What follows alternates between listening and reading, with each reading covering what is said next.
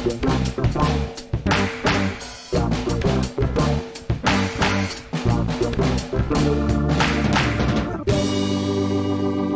welcome to Star Wars Belt Out. I'm your host, Josh Chapman, and today we've got the maestro on the line. We've got the guitar god himself, and also a massive Star Wars fan and a general good dude. We're going to jump straight in.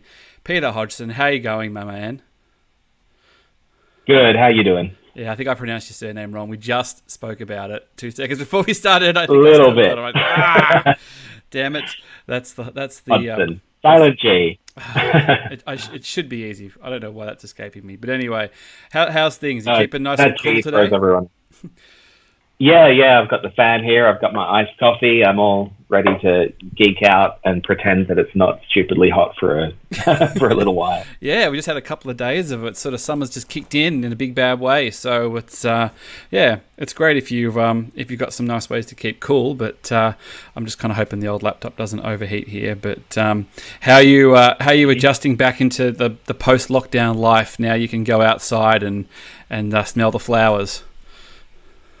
Yeah, I'm digging it. I've started working at a bookstore, and so it's been nice to just kind of sit on the tram on my way to work and look out the window and see the world kind of coming back again, and get out there a bit and stuff. I'm still not quite ready to be social yet. Yeah, it's a whole skill set that I haven't used in like 6 months. Yeah. I've been going into the office sort of 1 day a week for the last couple of weeks. I started a new job a few months ago, and it's really just to catch up with this guy I'm on a project with, and we're like, we'll go to this. And the company that I'm working for, no one else is in that office, but they're like, if you want to just go in and use the boardroom and the whiteboard, like go in. So I'll be going in once a week just on the train. There's about 6 people on the train going in. I'm like, this is all right. I can deal with this. Got the mask on still on the train. So yeah, it's slowly getting there, but it's nice to be able to sort of just do some stuff, which is cool, having that little bit of freedom. But well, we're not here to talk about all that kind of stuff. We're here to talk a bit of Star Wars, mate. No. How's your Star Wars life going in this? How's it going this year in this sort of post big movie world that we're in now, post Rise of Skywalker landscape? I'm digging it. I'm digging what the Mandalorian's been doing. I wasn't the biggest fan of Rise of Skywalker, I'll be honest with you. But, I saw you opening night as well. We had a chit-chat opening night beforehand, and I think it was a bit like, excited. What could go wrong? It's Star Wars. I remember walking out and thinking, that was a lot. And then the more I thought about it, it's like, I still like it. It's still Star Wars, but this is the first one. I know they're all fiction, but this is the first one that felt made up to me, Yeah. But I still liked it. Had some great. Have you gone back much? But this year. Yeah, but I can't watch it in one sitting. I need to break it up. And that's like, that kind of sucks. But I just can't sit there and watch the whole thing through the way I do with the others. Yeah, but that's a good point. Actually, I think that's quite similar to me. Now I think about it. Like I'll kind of put it on for the first 45 minutes, and I go, I feel like I've seen enough. I'll come back to it.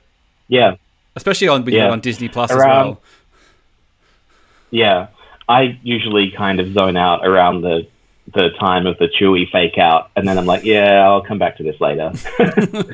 But I don't want to sound overly negative. I did still enjoy it. Oh, that's okay. Not in the same way that the others. I think it's a pretty common theme. I mean, some people like really love it, but I think there's a lot of people with reservations, and it's sort of like, and what you learn, especially in a year like this, is just like, doesn't really matter. It's not the end of the world. Yeah. But one thing I've really been enjoying this year in terms of Star Wars is seeing things pay off, especially in The Mandalorian. We got Cobb Vanth, who we'd seen in Aftermath. Mm-hmm. We've got we've got Ahsoka coming back. We had all the amazing Clone Wars, final season stuff. There's been some good Star Wars stuff this year. So do you, do you get, like, are you watching Mandalorian and that first episode comes out, and whether you trawl for spoilers or stuff going in, but when you hear the name Cobb Vanth, you're like, bing, like, I've read that in a book, I know, like, you've got that kind of, yep. So that's like a double treat for you, really, isn't it? Yeah, and I was waiting for it. And the fact that his his version of his story when he's telling the Mandalorian about it is a little bit different to the book, making him kind of like an unreliable narrator, and it's like, oh, this is fun. Layers and layers. Yeah, like, was it never let it get the truth get in the way of a good story or whatever it is? Yeah, but that's been, it's been cool just seeing this stuff they kind of sprinkle in, and, more of the Mandalorian lore kind of coming out. And, it feels, at first it was like, is the Mandalorian going to be its own kind of standalone thing, or is it going to kind of lock in with all the other stuff we know? And it's both. Yeah, I kind of like branching really out. fun. Yeah. It's kind of like, I've lost I had a good question there. I forgot in regards to Mandalorian. I just in regards to sort of branching out and kind of becoming a bigger story. Like I really thought it was going to be self-contained. I didn't think it was going to, I was kind of like, I think when I thought about it originally, I think it was more, they're doing a Star Wars TV show. It's going to be really expensive. If they keep it like a bounty hunter, like on the Outer Rim, they can all shoot it out in the desert somewhere. It's kind of cheap to make, They could probably have it look like it kind of Star Wars for the production value point of view. But it's just like the scale and the breadth of it's just kind of, crazy. And it gets bigger again. Yeah. And I really like that it's kind of showing us different angles on what it means to be Mandalorian. We're seeing all these different kind of, sects, I guess, or, just different takes on, do you keep your helmet on? Do you do this and that, which I feel like it's going to kind of culminate in Mando kind of bringing all these different Mandalorian factions together. And whether he's the one to ultimately unite things or not, I think he helps to bring them. Eventually, I hope we're going to see the Darksaber get in the hands of, Bo-Katan or Sabine or something again. Yeah. But I feel like that's going to be, we're going to see, Mando and his covert that we see in the first episodes. We're going to see Bo-Katan and her crew. We're going to see Boba, and who knows who else is going to be kind of folded into this before it's all over. But I kind of feel like it's almost like the show isn't The Mandalorian, it's The Mandalorian. But it's even like, it's kind of almost like the state of the galaxy as well. Like even that kind of stuff is sort of starting to play into it. Like I kind of thought, maybe you'll get a few blokes who used to be stormtroopers and, and even like that sort of teaser stuff last year was like, there's stormtrooper helmets on sticks and, they've been kind of run out of town. But, they're all still pretty active in a big bad way. Just sort of like the character, like he kind of starts off, he's very, I wouldn't say he's like a selfish character, but he's very sort of single-minded about, well, I'm just about this creed, I'm just about my little group of my Mandos, and basically what I do is to service that, that little cult that I'm in, and I follow their rules, and, I give them the cash of what I do, and that's kind of it, really. And then, obviously, like, Baby Grogu comes in and completely throws the whole thing where he's like questioning his belief systems and his loyalty and what he finds important and all that kind of thing as well. So it's certainly taken some steps. Like you kind of go, character development of a guy in a mask or who was in a mask anyway, and that's all kind of changed now. So it's, we're about to wrap up. The last episode is this Friday, and we've kind of picked a good time to get you on because we can do a lot of speculating, but. It's just like you can go anywhere now. Like it's sort of the whole galaxy's kind of opened up, and we'll get to it, but we'll touch on it with those new spin-off shows. Is that they're just sort of expanding even further now? Okay. Here's one thing I want to say. I think we're going to see a new Razor Crest, and I think I know where it's going to come from. Oh, I think the Mithril. Is that how it's said? The Mithril guy. The Horatio Sands, yeah. Very first episode, when he sees the Razor Crest, he's like, that thing's a piece of junk, I can get some other ship in. And then the episode this season that he was in when they went on the raid and stuff, and he sees the transport, and he's like, that transport would be worth a lot on the black market. It feels to me like they're seeding in that he knows stuff about black market ships and how to get a ship and stuff. I reckon the Razor Crest isn't a one-off design, there was Republic surplus or something. Yeah, it was like getting a Jeep, like a like getting a U-boat or a Jeep or something like that. So they're out there to find. Yeah. Yeah, so they're out there to find, and I reckon he has the connections, and they've already kind of dropped that in, a few times. A good pull. I've never heard make it never pay off. That. Yeah, and all those poor people who dropped that pre-order for the toy as well, and then and sort of have to blow up. But oh well, it's still technically looks the same. Yeah. Yeah, that's it, So I think we'll see another one. I think we'll see everyone kind of chip in a few bucks, pass the helmet around, and eventually. Yeah, it's like I never took my helmet. I never took my helmet off before, but I'm going to take it off now for you to all put some money in to buy me a new ship. This is how loose I've gotten Republic with the rules. Credits. Yeah. Republic credits, Imperial credits, calamari flan, chuck them all in. I did like how the calamari flan was kind of like soft, like it was almost like clear, soft kind of. I was like, oh, that was quite cool. I like, there's those little world building things that are quite cool. Because he can't just keep like being a passenger in Boba Fett's ship. Like I was on the Blue Harvest podcast on the weekend with Hawes and Will, and we were talking about the Mandalorian, and I kind of said, well, the thing about it that's different to this year to last year was that they committed that one season. The story, it has a resolution. They kind of go off. It's open ended in a point where like Lando has a mission, but have it turned out that it was a bit of a disaster and nobody watched it, you could end it and go, well, it's got an end, thematically. But the cases of this, they're going like, hey, we're definitely making another season. We're doing it right now. We're probably doing another one after that, and maybe they haven't got a cap on it with having that said they'll do. But there is definitely another season coming. Like they don't need to wrap this story up in a neat little bow tomorrow night when we watch it. Like it could be Empire Strikes Backing it. It could get worse. We might not get. He could be a guy with no ship, no Grogu. No people. Some people might not make it out, and that's the cliffhanger, and that's where you launch. So, I think some people might have to get emotionally prepared for that. Do you think we're going to see or hear from in some way a Jedi in this next episode? I feel like you wouldn't plant the seed of him having the little sitting on the rock and communing. Like you wouldn't go to that trouble of doing it. So whether it's all is lost, maybe they don't get Grogu back, or something happens and he's lost his ship. But then it's kind of like there is a reach out. Someone he finds out who that is. I mean, the obvious person is Luke Skywalker. That throws out a whole bunch of other questions of how do you do that? Is it Hamill? Is it someone else? Is it old footage? Is it de-aging? All that kind of stuff. But it can be the back of someone's head, or just have a lightsaber slowly come into shot or something, and they can worry. That could be next year's problem. Yeah.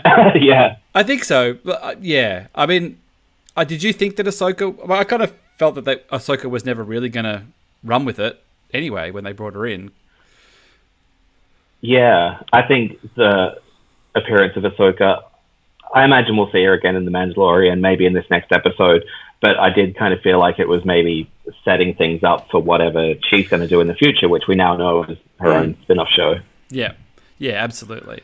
And it doesn't kind of make sense halfway through the series for him to give up Baby Yoda, and then like their bond is the story, and I think it's quite good that with these supplementary shows now, with the sort of the Rangers of the New Republic and the Ahsoka show, that are going to tell this story, this time period as well. That basically, if the Mandalorian story comes to a logical conclusion, we can still learn about this time period. The story can still go on. It's just not about those two characters anymore, because it's like, well, that's wrapped up into a point where we've taken it as far as we want to at this point. Because they've got to explain why there's no baby Grogu later on. But they can do that in 2 minutes. It's Star Wars. They're always finding ways to plug holes and write themselves out of corners. Yeah. But I like that right now we're about to start. We're seeing the beginnings of the First Order, which we've read about the beginnings of them in books if you've followed books. But if you haven't, then there's this whole new thing of, oh, look, there's these Imperial guys and they're trying to build something up again and stuff. But we're also, through the Bad Batch, going to see the beginnings of the Empire. Yeah. And how what happened to that army when it became the Army of the Empire.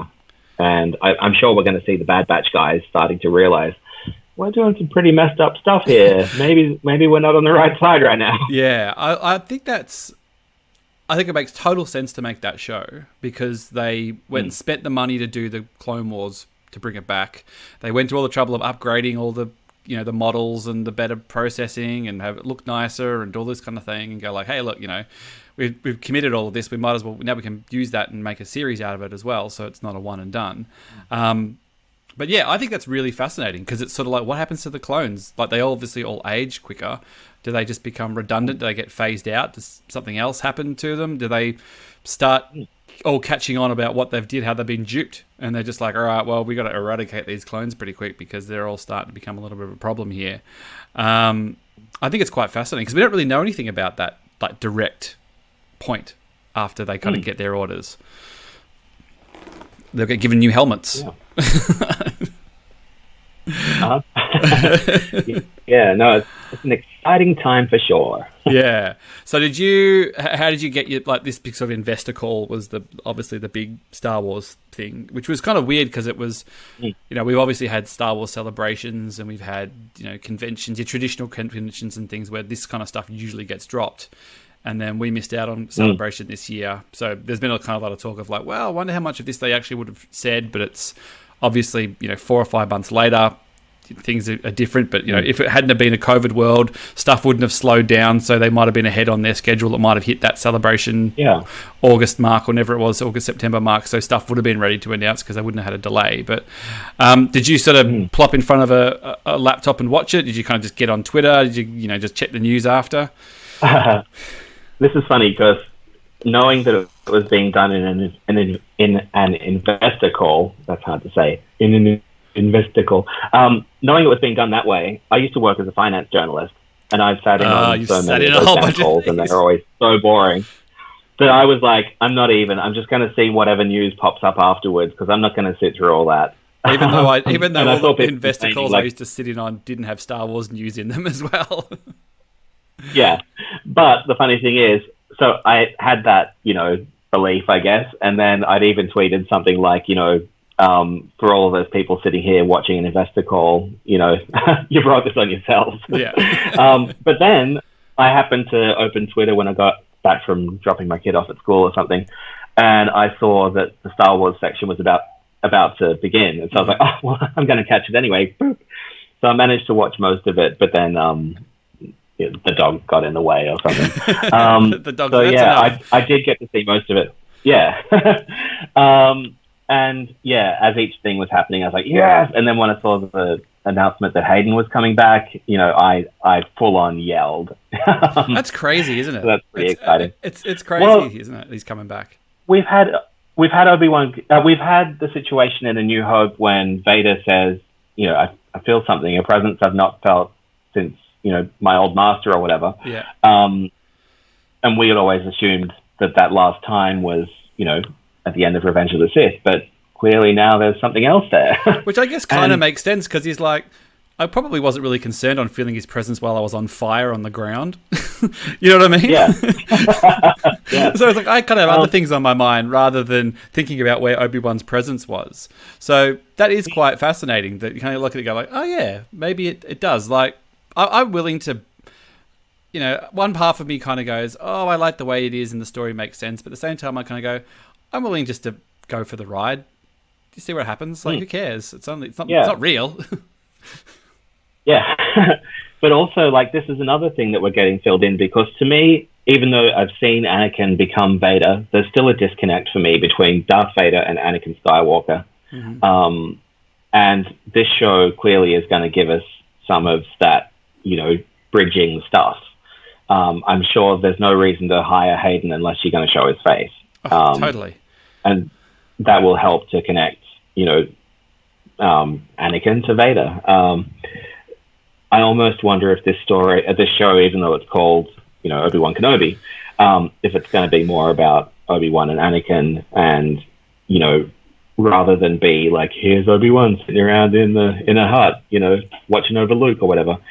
I think we're going to get something much more kind of deep and probably even kind of a little bit arty in how the two are balanced, and we see where they've ended up, and how they're, for want of a better word, how their Jedi faith, or their faith in the Force or whatever, is kind of sustaining them through whatever challenge they've got at the moment, be it looking after Luke or watching over Luke, or the challenge of being this Jedi hunting evil guy. Well, the difference between you've got kids like me. There's a difference between watching over a kid and looking after and raising a kid. So it's like Obi-Wan's like, I'm just raising a kid. Like, you're not raising a kid, mate. You're checking in every now and then. We're the ones here dealing with the sass and dealing with everything else. So, well, the curious thing about, like, they've already said, it's the Obi-Wan show, it's the special event. Ewan McGregor's coming back, to do this thing, but there is no reason that they can't spin off a Darth Vader program off this.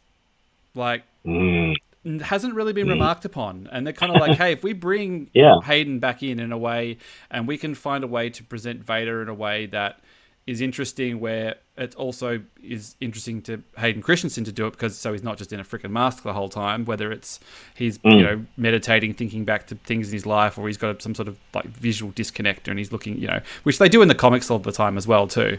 There's no reason they couldn't spin off and do something about just Vader post this thing, whether it's I don't know. I'll have to watch it and wait and see. But it'd be good. I mean, it's good for Hayden to have another bite at the apple as well, because obviously he's a guy who's taken a lot of shit, rightly or wrongly. I think wrongly for the most part, especially Revenge of the Sith. I think he's quite good in that. But getting a different director who might be a little bit better with the actors probably can't hurt. And I think Ewan McGregor's probably thinking the same thing. And we all know Deborah Chow can do action off the back of her Mando stuff, and her character moments were fine, even though it was a bloke in a mask. Probably pretty helpful here. That's the real fascinating one, because it's a lot of these other ones we don't know much about, but because we know so much about these characters, like, how do you make it work? Like, how's it gonna is it gonna be silly? Is it gonna break our brains? I don't know.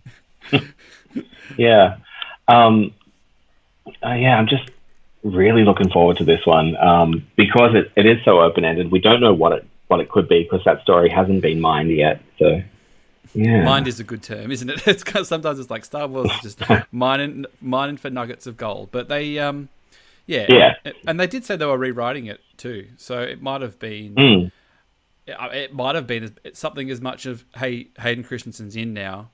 He never really had any interest in being Vader or just being put in the suit. But hey, he's actually said he's interested, so let's find a way to rewrite this to include him in a way that he gets to do something, and he's not just in a suit where it's not his face or his voice. So it might as well just be a stuntman. Like, what's the point? Well, one thing I've noticed is, at first, when Revenge of the Sith and Attack of the Clones came out, it was like, why does he speak so weird? And then you realize he's speaking with Vader's inflections, but his own voice. And so clearly whatever happened on Mustafar, like, fried his voice, and he's got this like robot enhanced voice or whatever. But it really connects when you kind of step back and listen to how he talks from Attack of the Clones onwards. It is that same sort of, it's kind of the same way James Earl Jones talks, with minus the voice. Yeah, sort of the speech patterns and stuff, isn't it? To say, I'm curious to see what we do. A part of me is disappointed that obviously I missed Celebration just because I got to see all my friends and we had a great time last time and blah blah blah. But it would have been cool to be in a room and they're like, and here's Hayden Christensen, where they brought him out, or whether it was just on a video or whatever. You know what I mean? Like those moments. And it was funny because, like, after going to Celebration, in the lead up, it was all about, can we get into this panel? Can we get into this panel? Can we do this? And we were lucky enough that we got to do that, but this sounds kind of cheesy, but it became clear that there was the hanging with the friends that was more fun. The panels became sort of secondary. The panels were great memories, but it meant that the next time when we were going this year, it's like, well, panels, whatever. If we're with our friends, doesn't really matter. But now I'm going like, gee, it would have been nice to be in that battle if they'd announced Obi-Wan. Would have been nice if they announced Hayden Christensen. That would have been cool. So what else sort of took your fancy in that Lucasfilm announcement? Anything else, sort of like Lando or the Acolyte or the Lando? Oh man, so okay, Lando, that's going to be cool. And there's been rumors for years that something like this might happen, and that Billy D. Williams would be a part of it, and it would be kind of flashbacks that he like frames and stuff. I really hope that happens. And I get the sense from what they said in the call that it was going to be a little bit more stylized or unique. A bit more so I'm looking forward to that. Well, actually, here's a question for you. You're a musician, mate, a very accomplished musician. Donald Glover, Childish Gambino. Is this the first Star Wars musical? Should we just go all out at Lando? We have some songs. We have they take real, like it becomes like The Wiz or something. Like it's that kind of funky 70s.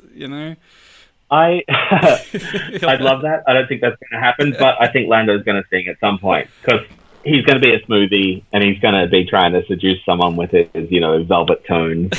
I'm going all in on this Lando musical. I reckon the first. Oh, can you imagine? They just we're doing Lando and it's going to be a musical. You could get away. You could get away with it. You've got a international pop star. You've got a vibe. You've got that tonal sort of. If you get that 70s vibe kind of going on. You could do it, and it would be just enough of a disconnect and loose enough where it'd be like, well, this is kind of silly, but whatever. It's Disney Plus. Who cares? It's like whatever. But I don't know. Yeah, I don't think it's going to happen. I think it'd be fun. I don't think we're going to see it. If it happens, mate, I'm getting you back on here straight away, so I could. That would be the Hail Mary prediction of the century if I call that the Lando the musical. We'll see. Yeah. But the musician is looking at me very skeptically right now. By the way, for the guitar players listening to this, listen to the song in Return of the Jedi Special Edition with headphones on when they're in Jabba's palace and stuff. There is some really nice guitar interplay going on between the left and right speakers. It's like one part, but it's spread across two guitars. And so it's like da-da-da in the left speaker, then da-da-da in the right, and it just goes back and forth, and it's so cool. Is that the Rebo band? That's not the da-na-na-na-na-na, da-na-na-na-na. That's a different, or is that kind of that? That's the one. Is that kind of that showing my bad musical ability? I don't even know what the song's called, but the one when Max Rebo is like, he says something in Huttese, and they start doing a song. He's like, no. The Jedi Rocks one. Yep. Yeah. There's some nice guitar playing in that. Yeah, which is funny because it's like, where's that coming from? I don't see any guitars. Just behind the curtain, there's just someone with a cool Star Wars guitar. What did you think of? Just going to completely 180 here, back onto Mandalorian for a second. Did you pick up on the Boba Fett theme? That kind of his little theme song that turned up in his. Yeah. Kind of had this. I can't remember how the tune goes, but every time it was sort of like. It was this sort of like really heavy kind of like, oh wow, like he's got his own separate theme that they've put in there. Yeah. And that whole scene where he comes back in the armor and kicks off on all the stormtroopers and then turns to camera and they're playing that and stuff. That was perfect. So I'm sure we'll be hearing a lot more of that theme. Yeah. That was some cool stuff. They can put that in the Lando musical if the Boba Fett turns up. Yeah. I'm doubling down. Now, the Rogue Squadron movie, I feel people aren't talking about this enough, but given the video they played and stuff to preview it, and it's like, oh man, this thing's going to have so much heart and be so badass as well. I just think the only thing that was weird about that for me was that they did not play that clip in the presentation. Like it was on it was on Patty Jenkins's like Twitter.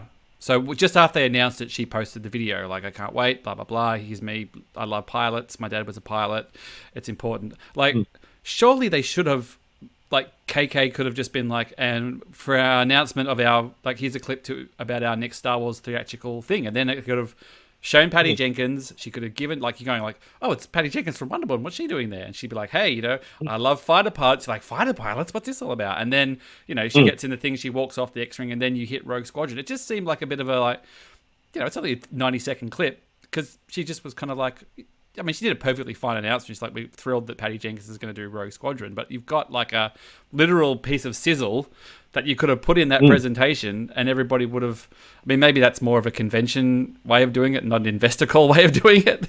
Yeah, that was actually one of the parts I'd missed after the dog distracted me or whatever it was. So So yeah, I didn't know that. I just saw it on Twitter later, and was like, "Oh, that's cool," and thought it must have been part of the investor presentation as well. But yeah, that was really nicely done. And I'm all about anything that kind of connects to the heart, the individual heart of something. My whole thing about playing guitar and trying to be like a guitar kind of, journalist and educator and stuff like that is just connecting people with the heart within musicianship and within musicians, and the connection that people have with their art and that kind of thing. So that, I was like, yeah, I feel it. You're lucky you haven't seen me play, mate. It might kill your love for guitar pretty quickly. You're just like, well, he's finally ruined it. Look, I think that's the great.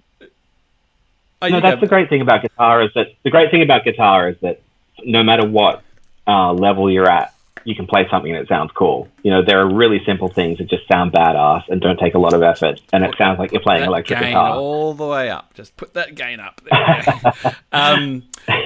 There were you sort of like into the books of Rogue Squadron or the games and all that kind of stuff? Did you sort of get into the lore of that? Like, it seems like this is sort of this isn't going to be OG Rogue Squadron. This is going to be new generation Rogue Squadron.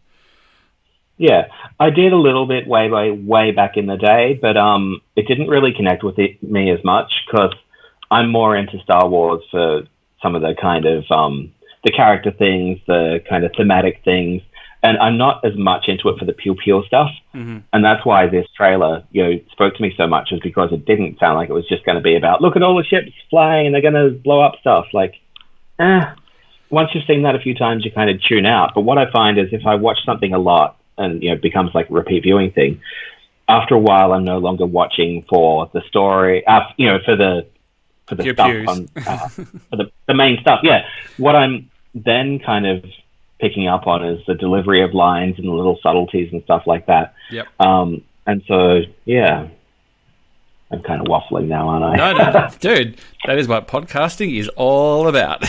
Yeah, you're in podcast mode. Yeah, look, I think it's cool. I mean, it was definitely left field. I think just as far as like nobody saw it coming. Everybody kind of assumed, myself, that the Taika Waititi one would be the first one off the cab, just because it was, and because it had been pushed back to 2023. It's like, all right, well, he's doing Thor now. That's 21, 22, 23. You could probably get it out the door in that time, and that looks like that's going to be a little while behind now, which is a bummer because Taika Waititi, what's he going to do? It could be anything. It could be something completely left field, which is great because it's like I've said all along. You hire him. You got to let him do him. Like you can't be expecting. And Star Wars, Lucasfilm is a little notorious for messing with people's visions and changing things to keep it a certain way. And I think that they've hopefully have learnt their lesson a little bit now. Maybe even off the back of stuff like Mandalorian, where they've sort of let the creators create. But also I think that they've realised that they've, maybe even post Rise of Skywalker, I think that they've realised they've got to take some more risks. And I think having Filoni coming kind of more to the fore with the Ahsoka episode and him even being a fighter pilot and stuff in Mandalorian, I think it's obvious that he's kind of the George Lucas heir apparent, and that doesn't mean all of Star Wars has to go through, should be done by him now.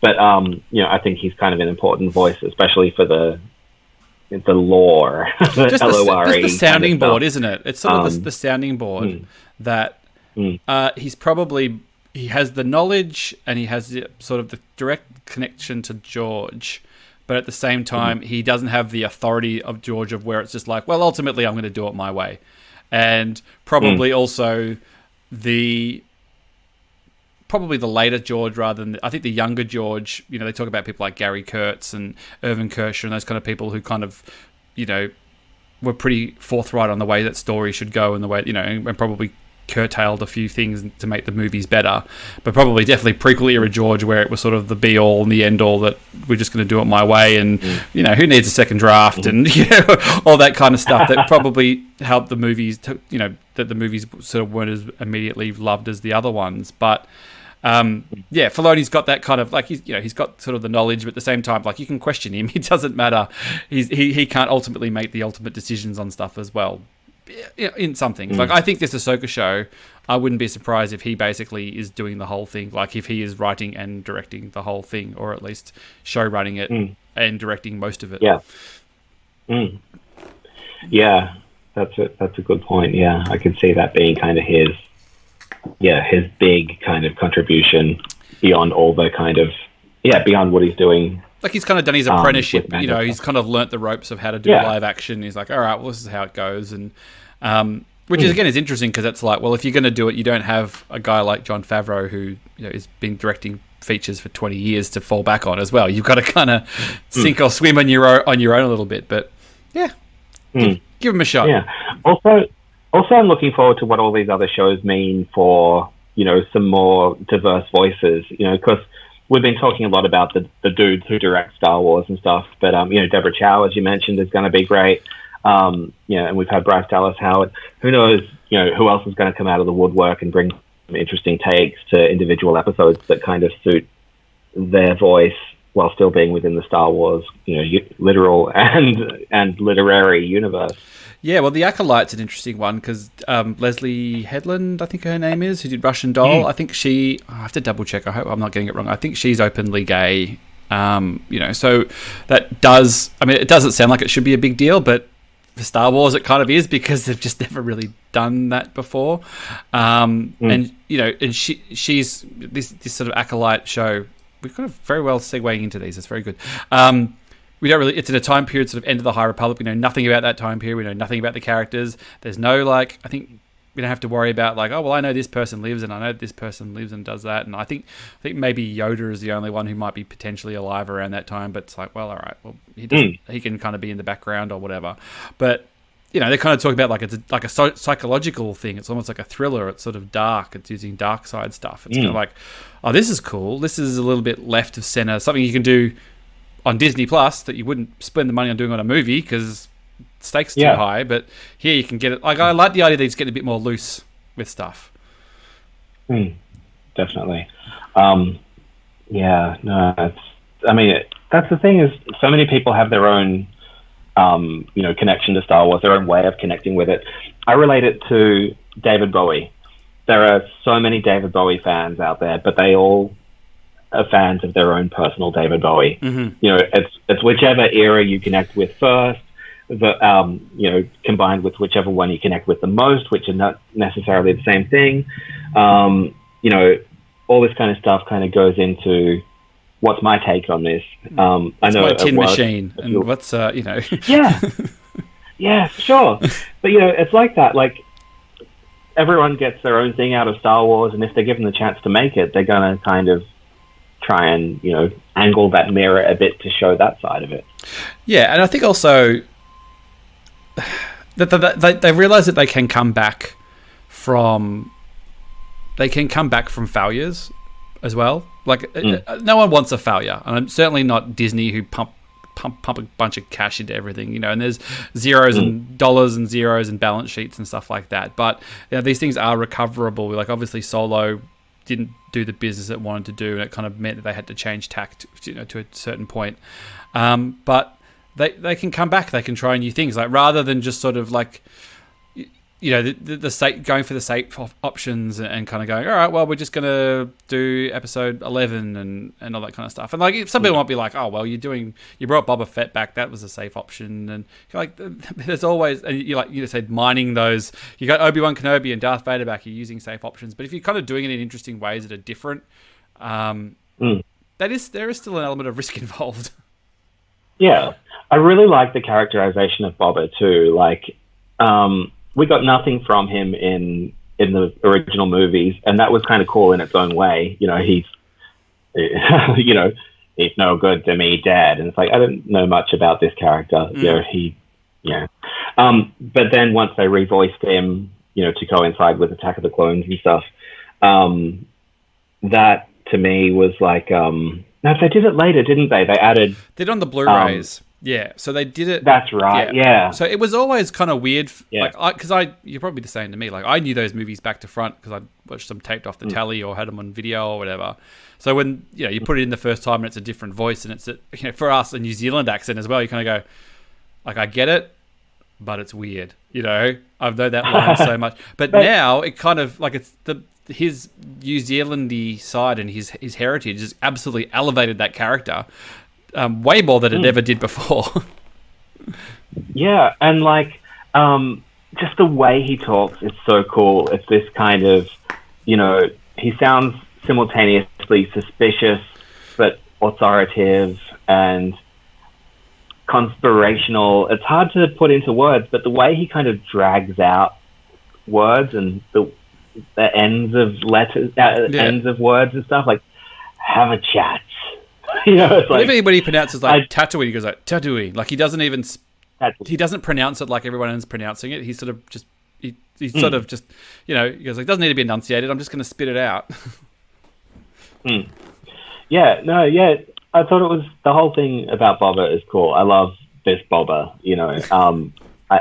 I always thought original. Let's call him original Boba Fett. Original recipe Boba Fett. Yeah, it was cool. But this is one that I'm really getting into because, like, he's got this history that we haven't really delved into, and I don't know. It's just, I'm much more excited about the possibilities of Boba living on now and being this cool ass guy that we've seen than, he was that guy who went into the Sarlacc and, it was so easy. It would have been so easy to, like if you told me, like there was always rumors about Boba Fett with the Mandalorian, and if you told me, and in my head I was kind of had a preconceived of like, well, this is what they're going to do.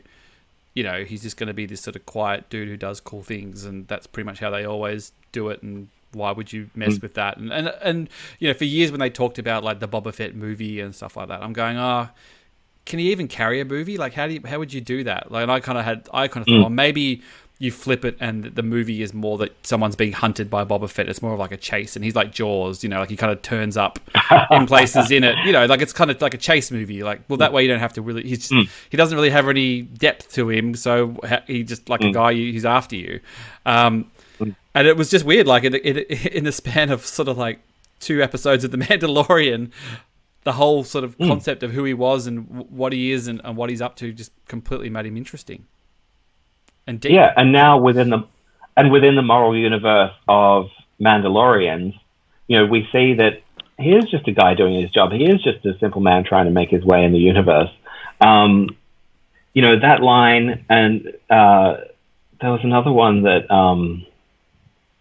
What was it? When Django says, "It's always a pleasure to meet a Jedi." That has a lot more meaning now that we know a lot more about Mandalorians versus Jedi and stuff. And again, it's just folding in of detail and stuff.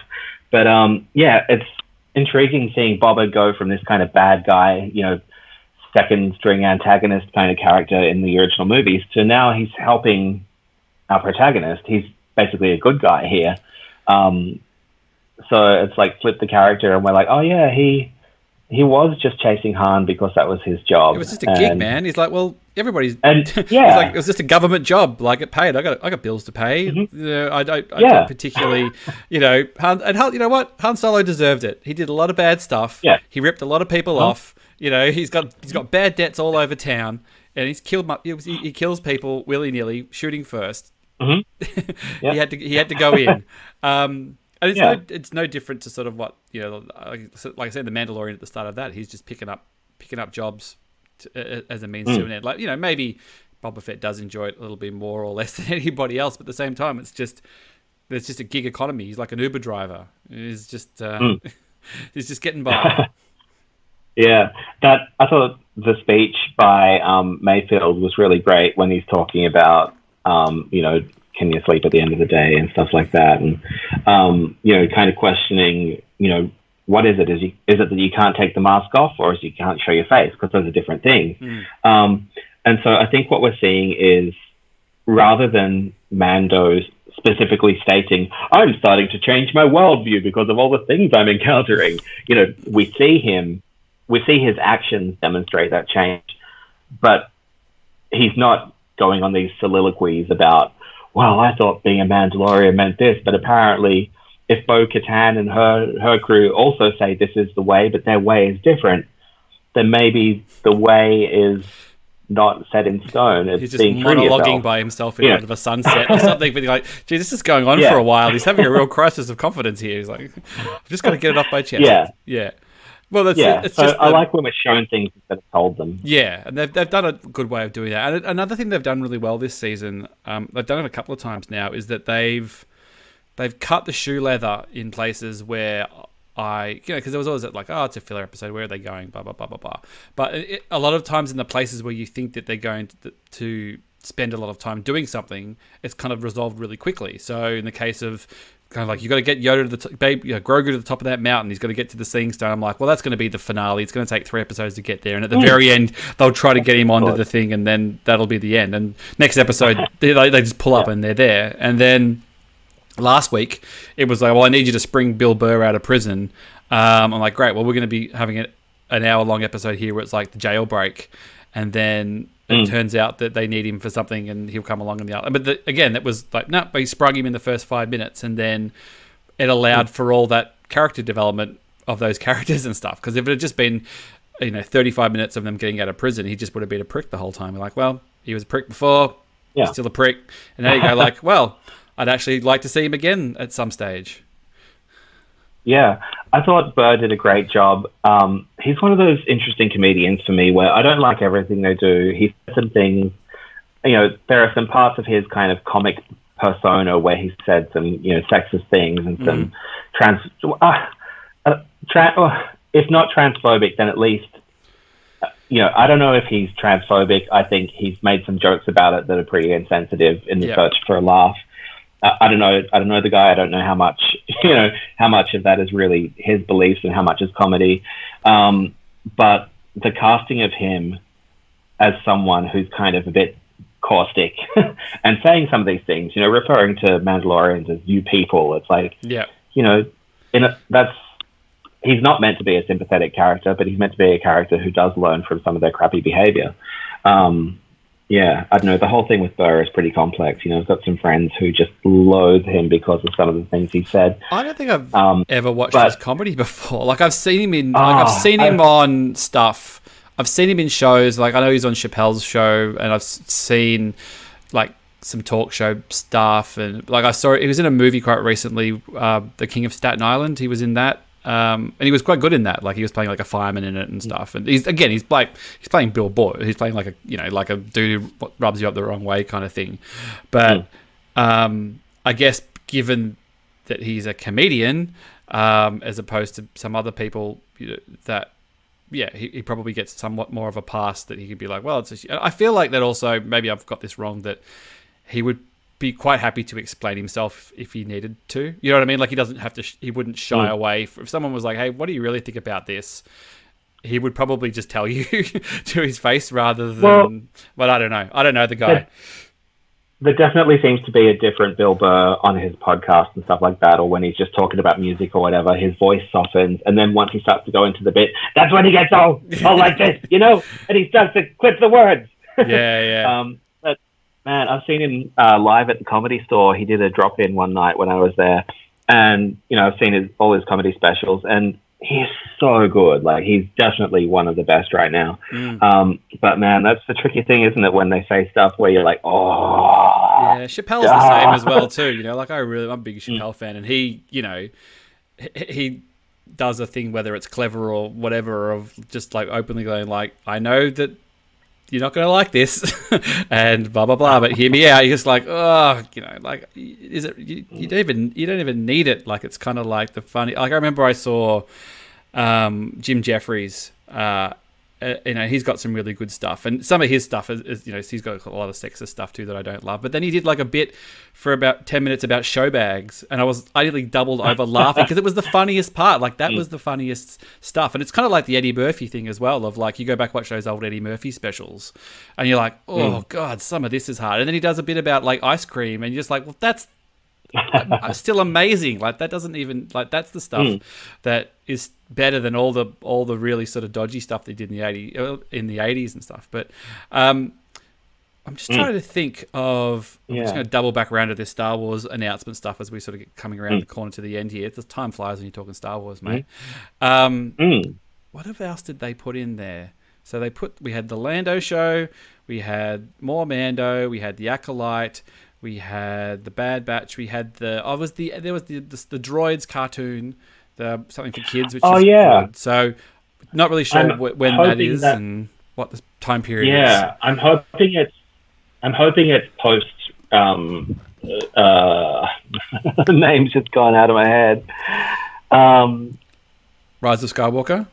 I'm hoping. Thank you. I'm hoping it's post Rise of Skywalker, and that we see a little bit of what the universe is like. I mean, it's clear that right now, the main cast of that movie don't necessarily feel like coming back and doing more immediately. Who knows? 30 years time, maybe they'll all be on Disney Plus or something. Well, it's just hard to commit to that timeline because that is the official stop of the timeline. Like, as far as like that is where time has effectively ended in that story, and we don't know what happens. Yeah, that they're very gun shy to commit to stories because they're just like, well, we don't want a position like we did last time where we'd made all these other stories and then we had to change and get rid of everything, and we've got to we want to put a full stop on that. But then like I don't know, did you watch the Lego special? Have you seen that, the Christmas one? Yeah.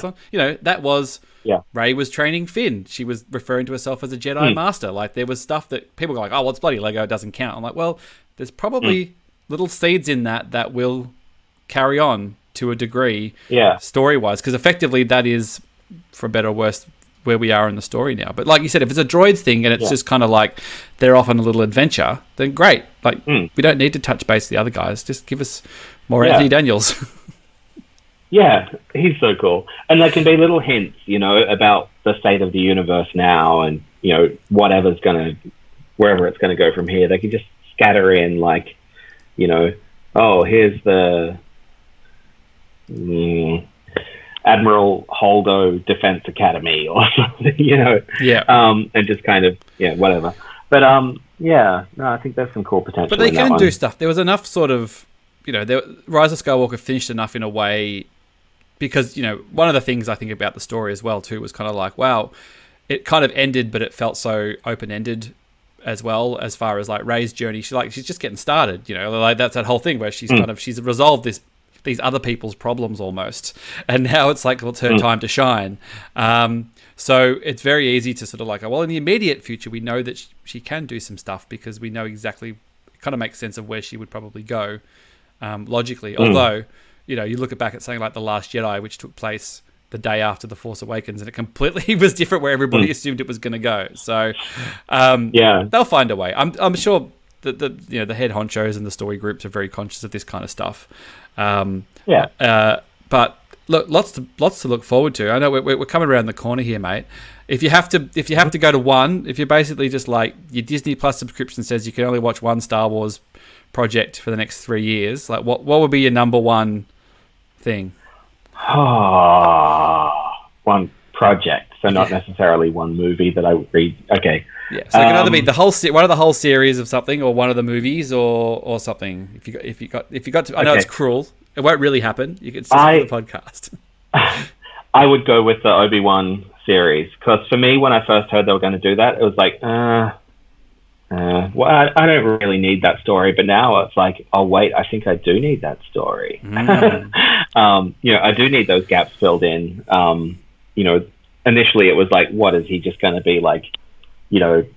Quietly defending Luke from Jawas and stuff without Luke knowing, and just like choking them from a mile away, kind of thing. And Jawas like they kind of run like, I was kind of imagining like who was the dog and the baby in Animaniacs or Tiny Toons or something? I think it was Animaniacs.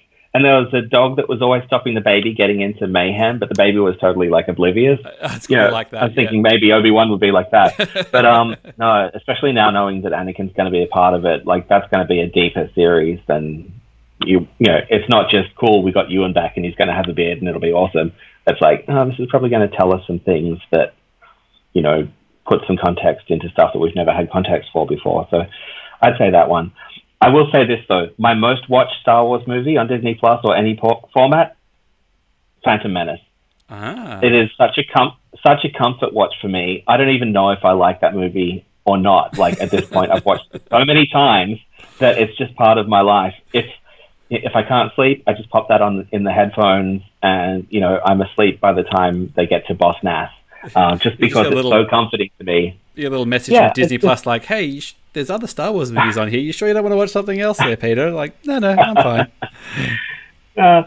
Yeah, but it's just a comfort thing, you know. I know it so well that it's like it's a flawed movie, but I adore that goofy thing. Oh, nice! What a way to wrap it up there, mate. Thank you so much for coming on. I know we crossed wires a couple of times the last couple of weeks trying to get it to happen. That's just podcasting. But thanks for taking the time out, and we'll get you back on when we get some some solid stuff to go off all these projects. We get some more things. We'll get you to come in. Hopefully, we'll actually we'll meet up at another live event at some stage. We can actually catch up proper, which would be real life interaction with people. But you're a guy who has you're a guy who got a lot of things going on, a lot of different projects and things. And so if people want to find you and get into your stuff, where do they find you? Yep. On Twitter, you can find me as @iHeartGuitar, but I've got a guitar news website called iHeartGuitarblog.com, where you can read guitar news and opinion pieces and stuff like that. I also occasionally write stuff for StarWars.com, so not as much.